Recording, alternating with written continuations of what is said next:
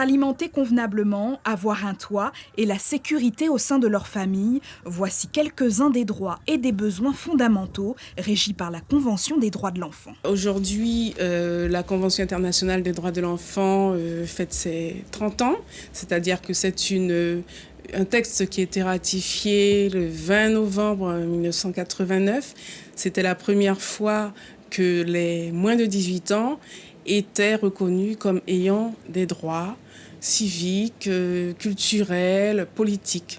Très récente, la loi du 11 juillet 2019 interdit toute forme de violence éducative envers les enfants.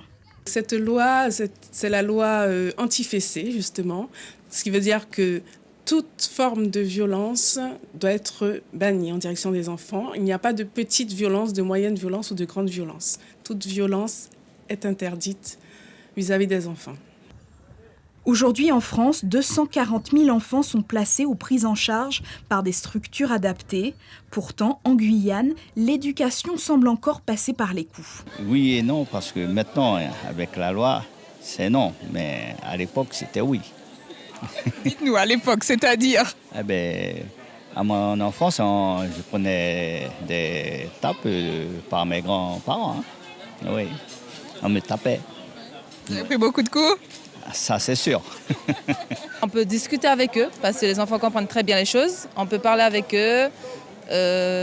Taper pour rien, non, ça ne sert à rien. Si on doit taper l'enfant, oui, il faut qu'on tape l'enfant, parce que si on ne pas taper l'enfant, il n'est pas bon. Ça, c'est pourri, parce qu'il faut qu'on tape l'enfant. Pas si on quitte l'enfant comme ça laguer l'enfant dans la rue, laguer, fumer, drogue, faire ceci, faire n'importe quoi. Il faut qu'on aille agir dur avec les enfants. Comme avant, comme nos parents élevaient nous longtemps. Le constat reste préoccupant. D'après l'ONU, 19 000 enfants sont maltraités en France. Suivez l'info sur Guyana Première, télé, radio et Internet.